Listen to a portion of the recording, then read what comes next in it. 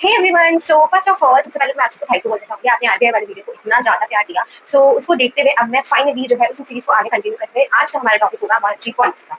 So let's start.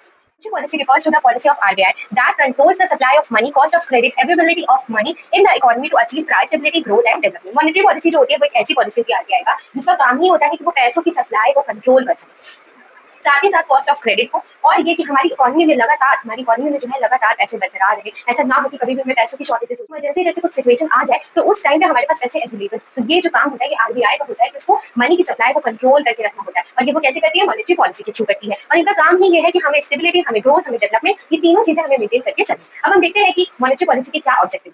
पहला objective होता है प्राइस स्टेबिलिटी को मेंटेन करना, यानी इन्फ्लेशन को कंट्रोल करना। इन्फ्लेशन बिटवीन 2 to 6% एज पर मॉनेटरी पॉलिसी फ्रेमवर्क 2016। तो मॉनेटरी पॉलिसी फ्रेमवर्क 2016 के तहत ये चीज बोली गई है कि इन्फ्लेशन को हमेशा 2% से 6% के बीच में रखना है। हाँ, कभी भी 6% से ज्यादा इन्फ्लेशन नहीं हो सकता और 2% से कम इन्फ्लेशन नहीं हो सकता, क्योंकि अगर ऐसा हो जाएगा तो इससे बहुत प्रॉब्लम हो सकती है। सेकेंड चीज आती है economic growth. As I already told you that monetary policy का काम ही होता है कि मनी को जब वो कंट्रोल करेगी तो इसकी वजह से क्या होगा, हमारी इकोनॉमिक ग्रोथ होगी। क्योंकि जब आरबीआई मनी को कंट्रोल करेगा, वो अपने हिसाब से पैसे लगाएगा, तो उससे क्या जब आरबीआई मनी को कंट्रोल करेगा, वो अपने हिसाब से पैसे सप्लाई करेगा, तो इससे क्या होगा कि जो मनी होगा वो एकदम सही डायरेक्शन में लगेगा, वेलफेयर के काम में लगेगा, इंफ्रास्ट्रक्चर के लिए लगेगा, फिर बाकी के डेवलपमेंट के लिए लगेगा। तो इसकी वजह से क्या होगा, हमारी जो कंट्री है उसकी ग्रोथ होगी और साथ ही साथ उसका डेवलपमेंट भी होगा, क्योंकि economic growth and economic development ये दो उसके ऑब्जेक्टिव्स होंगे। थर्ड ऑब्जेक्टिव इसका होता है फाइनेंशियल स्टेबिलिटी को मेंटेन करना। तो ये बहुत जरूरी है कि फाइनेंशियल स्टेबिलिटी जो है वो मेंटेन रहे। फोर्थ ऑब्जेक्टिव होता है एम्प्लॉयमेंट जनरेशन, ठीक है, ये बताने लगेगा।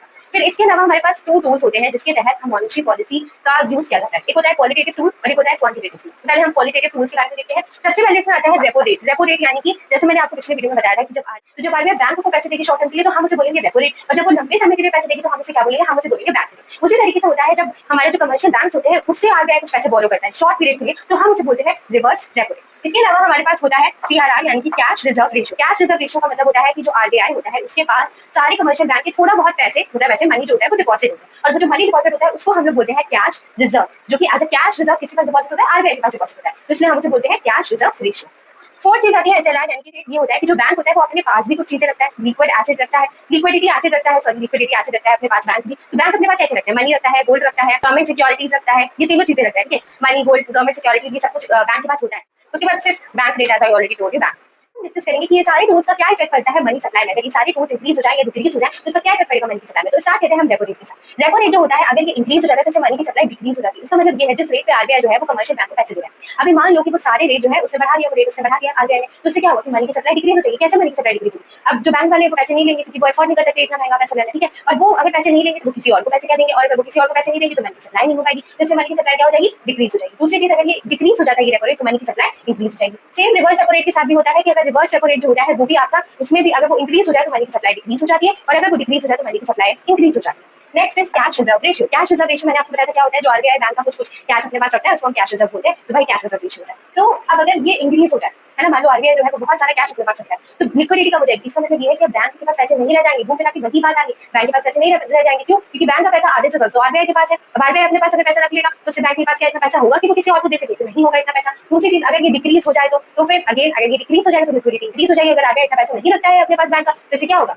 जो हमारी लिक्विडिटी है वो इंक्रीज हो जाएगी। Next is SLR. सेम चीज इसमें भी होती है कि अगर जो है एसएलआर अगर इंक्रीज हो जाए तो उसकी वजह से लिक्विडिटी डिक्रीज हो जाती है, और अगर ये जो है डिक्रीज हो जाए तो उसकी वजह से लिक्विडिटी इंक्रीज होती है। नेक्स्ट हम बात करते हैं क्वांटिटेटिव टूल्स के बारे में। क्वांटिटेटिव टूल्स भी स्पेसिफिक सेक्टर्स को जो है इफेक्ट करते हैं, ऐसा नहीं है कि इनका कोई यूज ही नहीं है, ऑफ कोर्स इनका भी यूज है। क्या यूज है, तो सबसे पहले हमारा आता है क्रेडिट राशनिंग। क्रेडिट राशनिंग का मतलब होता है कि limit credit to certain sectors. जैसे ऐसा होता है ना कि कुछ ऐसे सेक्टर्स होते हैं जहाँ पे लोन की एक लिमिट सेट कर दी जाती है कि हम इतना ही लोन देंगे, इससे ज्यादा लोन आपको नहीं दे सकते, तो क्रेडिट राशनिंग भी होता है। दूसरा होता है मॉरल परसुएशन, यानी कि मॉरल परसुएशन यानी कि आरबीआई हमेशा परसुएट करती रहती है। आपने देखा होगा आरबीआई जो होता है हमेशा आरबीआई के ऐड आते रहते हैं, आप हमारी गाइडलाइंस को फॉलो करें, है ना, आते हैं, और हमेशा जो है मतलब कि कमर्शियल बैंक्स में भी आरबीआई हमको बोलती रहती कि हमारी जो गाइडलाइंस आप उन्हें फॉलो करते रहो। तो हमेशा हमें भी अवेयर किया जाता है हर तरीके के एड्स के साथ, और मैसेजेस आते रहते हैं, हमेशा मैसेजेस आते रहते हैं आरबीआई की तरफ से, साइबर क्राइम बढ़ रहा है तो अगर जो है इसलिए बहुत जरूरी है कि आप सेफ रहें, अगर आपको कोई इंटरनेशनल कॉल है तो आप ना उठाएं, इस तरीके के मैसेजेस आते रहते हैं। तो बस वही चीजें कि आरबीआई जो होता है वो अपनी तरफ से मॉरल परसुएशन करता रहता है कि आप गाइडलाइंस को फॉलो करो, तो ये उसका परसुएट करने का एक वे। Third is डायरेक्टेशन। डायरेक्टेशन होता है कि अगर मान लो आपने ये चीज कंप्लायंस नहीं करी, आपने ये चीज नहीं माना जो आरबीआई ने आपको बोला है, तो उसके लिए आपको पेनल्टी देनी पड़ेगी। और last is monetary policy committee. सबसे इंपॉर्टेंट है मॉनेटरी पॉलिसी कमिटी जो है, इसको फॉर्म किया गया था आरबीआई एक्ट ऑफ 1934 के तहत, और इसको 2016 में अमेंड कर दिया गया था। इस टाइम पे मॉनेटरी पॉलिसी जो कमिटी है इसमें टोटल 6 मेंबर्स है, जिसमें जो 3 मेंबर्स होते हैं वो आरबीआई के होते हैं, जिसमें एक आरबीआई के गवर्नर होते हैं, एक डिप्टी गवर्नर होते हैं और एक आरबीआई के ऑफिसर होते हैं। बाकी के जो थर्ड मेंबर्स होते हैं वो आपकी गवर्नमेंट ऑफ इंडिया के द्वारा अपॉइंट किए जाते हैं।